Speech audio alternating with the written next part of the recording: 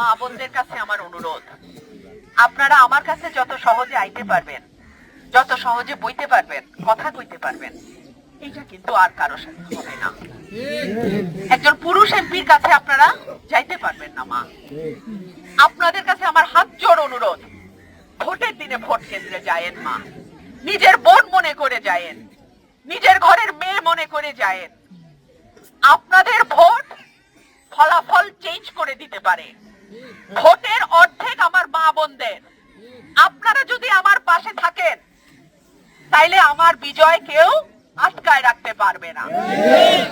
আপনাদের অনুরোধ, মারা আমার, বোনেরা আমার, ভোটের দিন নিজে যাবেন, পাশের বাড়ির ভাউজকেও নিয়ে যাবেন, পাশের বাড়ির বোনকেও নিয়ে যাবেন, মা শাশুড়ি মেয়েকেও বলবেন চল, যদি বয়স হয়ে থাকে নিয়ে যাবেন, তুইও ভোটটা দে। এই আপাকে পাশ করানোর দায়িত্ব মা আপনাদের, আপনাদের এই বোনকে পাশ করানোর দায়িত্ব আপনাদের। আমি আশা করি আমার যেই স্বপ্ন আমার বাবা দেখেছিল, আপনাদের পূর্বপুরুষ, আপনাদের বাপ চাচাদের ভোটে যিনি সরাইল আশুগঞ্জ থেকে ৭৩ সালের নির্বাচনে স্বতন্ত্র বিজয়ী হয়েছিল, সেই বাপের মেয়ে হিসেবে, আপনাদের ভাইজি হিসেবে আপনাদের ভোটেও আমি নির্বাচিত হব ইনশাআল্লাহ।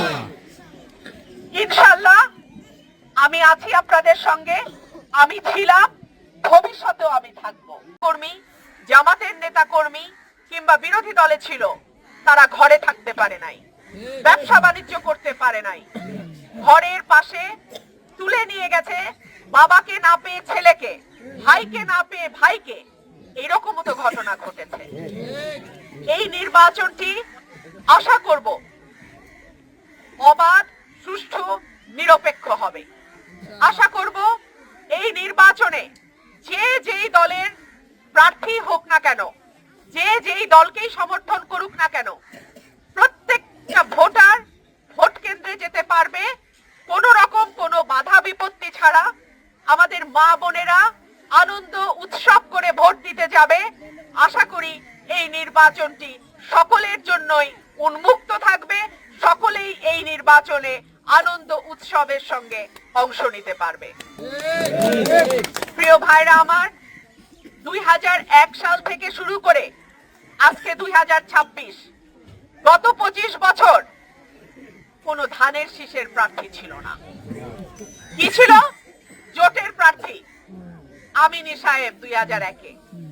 ২০০৮-এ আমিনী সাহেব যখন ফেল করলো, তখন চলে আসলো জাতীয় পার্টি। ২০১৪ সালে আবারও জাতীয় পার্টি, কারণ বিএনপি নির্বাচনে অংশ নেয় নাই।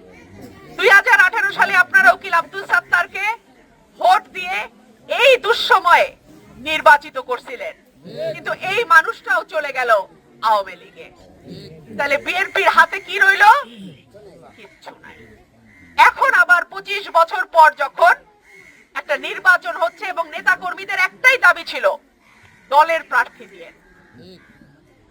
এমন তো না যে দলের প্রার্থী ছিল না, কিন্তু কোথা থেকে, অষ্টগ্রাম থেকে ভাড়া করতে হইল প্রার্থী। সেই প্রার্থী মার্কাও না, খেজুর গাছ। এখন শুনতে হয় ধানই নাকি খেজুর গাছ। আমি যদি কই হাসি হইল বাঘ, তয় হইব? তয় চলতো? হাঁস হইল হাঁস, বাঘ হইল বাঘ, খেজুর গাছ হইল মরুভূমির গাছ, আর ধান হইল আমরার প্রাণ। কেমনে খেজুর গাছ ধান হয় জানি না। প্রিয় ভাইরা আমার, আমার যারা সমর্থক, আমার যারা ভোটার, আমার যারা নেতা কর্মী আছে, তাদেরকে আমি বলবো, আমি ১৭ বছর শেখ হাসিনার আমলে তার মতন শক্তিশালী সরকারের চোখে চোখ রেখে কথা বলছি। আপনারা আমাকে ভালোবাসেন, আপনারা আমাকে আপনাদের সন্তান হিসেবে গ্রহণ করেছেন, আপনাদেরও ভয় পেলে চলবে না। যদি কেন ফোন আসে যে আফার কাছে যায় না, কইলাম গেলে বিপদ আছে, আইতে পারে, নির্বাচন সামনে রেখা অনেক কিছুই হইতে পারে, আপনারা কইলাম ফিরছেন না। আমি জীবিত শেষ নিঃশ্বাসটা পর্যন্ত আমি আপনাদের সঙ্গে আছি। আপনারা আমাকে ছাইড়া যায় না। আমার প্রিয় ভাই ও বোনেরা, আপনাদের মনে প্রশ্ন আসতে পারে, আপনারে কেন ভোট দিব? আমি আপনারে কিছু কথা বলি। মাননীয় আইন উপদেষ্টা, বাংলাদেশে আইন কত প্রকার? বাংলাদেশের নাগরিকের জন্য যার যার আইন কি আলাদা নাকি? আমরা আইন উপদেষ্টাকে নিয়ে আমি কখনো কথা বলিনি। আজকে এই কথা দুই তিনটা লাইন বলতেই হবে। আপনার হবিগঞ্জের বৈষম্য বিরোধী ছাত্র নেতা সদস্য সচিব মেহেদী হাসান থানার ভিতরে গিয়ে ওসিকে হুমকি দিয়ে বানিয়াচং থানা জ্বালিয়ে পুড়িয়ে দিয়েছে। ওসি সুশান্তকে পুড়িয়ে ছারখার করে দেওয়া হয়েছে। তো এই বিষয়টা আইন উপদেষ্টা তাদেরকে ক্ষমা করে দিয়েছেন এবং বৈষম্য বিরোধী ছাত্রদেরকে গ্রেফতার করতে গেলে সরকারের অনুমতি লাগবে, এরকমই একটা বার্তা উনি দিয়েছেন।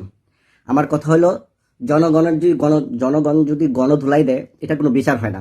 তো ওইখানে ছাত্রদেরকে হত্যা করছে, পুলিশদেরকে হত্যা করা হয়েছে, এখানে সাবজেক্ট শেষ। আমরা মেনে নিলাম যেখানে থানায় একটা সরকারি প্রতিষ্ঠান, রানিং ইউনিফর্মধারী ওসি, যেখানে তাকে শাউটিং করা হয়েছে, দমকানো হয়েছে এবং হেডম দেখানো হয়েছে, এটা কি আইনের পরিপন্থী নয়? এবং তার যে স্বীকারোক্তি, কোনো পুলিশকে বলছে আমরা কোন ছাত্রদেরকে গুলি করেছি, না কোনো ছাত্ররা বলছে যে এই পুলিশকে আমরা গুলি করে হত্যা করেছি, কিন্তু সে কিন্তু স্বীকারোক্তি করেছে। তাহলে কি তার জন্য কি আইনটা স্পেশাল হয়ে গেল? এবং তাকে তো গ্রেফতার করার জন্য এটাই যথেষ্ট, সে সরকারি প্রতিষ্ঠানের ভিতরে গিয়ে যে হুমকি দামকি দিয়েছে, এটাতেই তো তাকে গ্রেফতার করা যায়। এখানে ছাত্রদের জন্য আলাদা আইন হবে, বিএনপির জন্য আলাদা আইন হবে, সাধারণ জনগণের জন্য আলাদা আইন হবে, অমুক দলের জন্য আলাদা আইন হবে। এই আইন মাননীয় উপদেষ্টা আপনি কোথায় শিখলেন? আপনি তো কলেজের একজন লেকচারার ছিলেন বা প্রফেসর ছিলেন, এই আইন আপনাকে কে শেখালো? এই আইন স্বরাষ্ট্র উপদেষ্টা, আইন উপদেষ্টা বাংলাদেশে একটা গুরুত্বপূর্ণ স্থান। এখানে যদি কেউ ফাইজলামতি করে, তার অবস্থান কিন্তু খুবই খারাপ অবস্থা হবে। আপনি আজকে আছেন, কালকে নাই, ভাবতেছেন যে ছাত্ররা আপনাদেরকে বসাইছে, এই ছাত্ররা আবার আপনাদেরকে আগামীতে নির্বাচন যাতে না করতে হয় আপনাদেরকে উপদেষ্টা রাখবে, প্রেসিডেন্ট বানিয়ে দিবে। এগুলো ভুয়া কথা। একটা পরিস্থিতির মোকাবেলার জন্য দেশের আজকে বিশৃঙ্খল সৃষ্টি হয়েছে, এগুলো কিন্তু থাকবে না। কিন্তু আপনাদের যে নিয়মগুলো, খুব খারাপ একটা নিয়ম আপনারা করেছেন। বাংলাদেশে আপনারা ক্ষমতায় আসার পরে কত হাজার লোক মারা গেছে, এটা কি আপনারা জানেন? তাদের জন্য আইন কি ছিল? ছাত্রদের একটা ছেলে হবিগঞ্জে যে ওসির সাথে যে আলামতটা করলো, সাথে সাথে ছাত্র নেমে গেছে। আজকে যদি অন্য দলের ইনকিলাব মঞ্চের ওসমান হাদি মারা গেছে, সমস্ত বাংলাদেশের মানুষ প্রতিবাদ করেছে, আমরাও প্রতিবাদ করেছি। এখন ইনকিলাব মঞ্চে মিটিং করলে সমস্ত দলের লোকেরা এর সাথে ইনক্লুডিং হয়, মানে সবাই এখন ইনকিলাব মঞ্চ। ঠিক আছে, এখন যদি বিএনপির একটা লোক যদি মারা যায়, তারা যদি রাস্তায় প্রতিবাদ করে, আর সারা বাংলাদেশের আপনারা যারা অন্য দলের লোক আছেন তারা যদি প্রটেস্ট করেন, পারবেন? বিএনপির জনগণের দল, তারা আইনকে